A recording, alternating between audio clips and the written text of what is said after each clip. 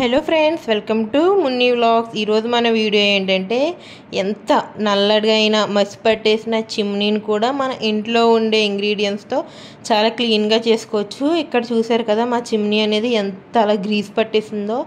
Oil మరకలు and oil చాలా గ్రీజీగా ఉంది. దీని ఇంట్లో వాటితో ఎలా క్లీన్ చేసుకోవాలి చూద్దాము.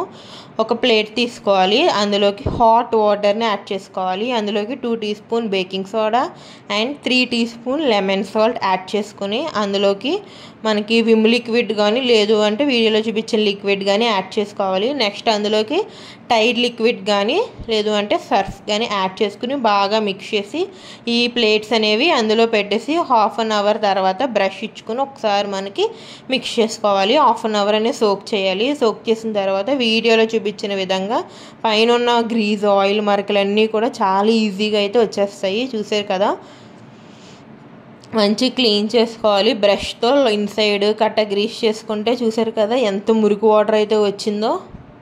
వీడియోలో చూపించిన విధంగా చేసుకోవాలి. నెక్స్ట్ ఒక మంచి వాటర్ తీసుకుని అందులోకి సర్ఫ్ లిక్విడ్ యాడ్ చేసుకుని ఒకసారి మనం మిక్స్ చేసుకుని ఈ ప్లేట్స్ అనేవి అందులో వేసేసుకుంటే ఇంకా బాగా క్లీన్ అయిపోతాయి.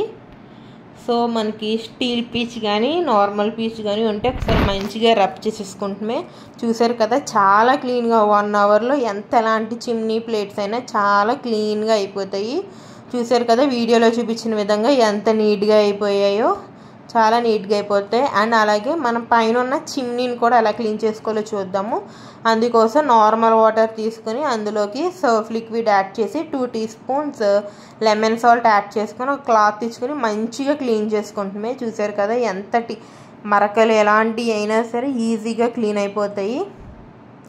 ఇన్సైడ్ మొత్తం క్లీన్ చేసేసుకోవాలి. పైన ఉండే చిమ్నీ, పైన ఉండే గ్లాసు అన్నీ క్లీన్ చేసుకుని నెక్స్ట్ నార్మల్ వాటర్తో కూడా ఒకసారి మనం క్లీన్ చేసుకుంటున్నామే. చూసారు కదా, ఎంత వైట్గా క్లీన్గా ఎక్కడ మచ్చలు లేకుండా చాలా నీట్గా అయితే వచ్చేస్తాయి.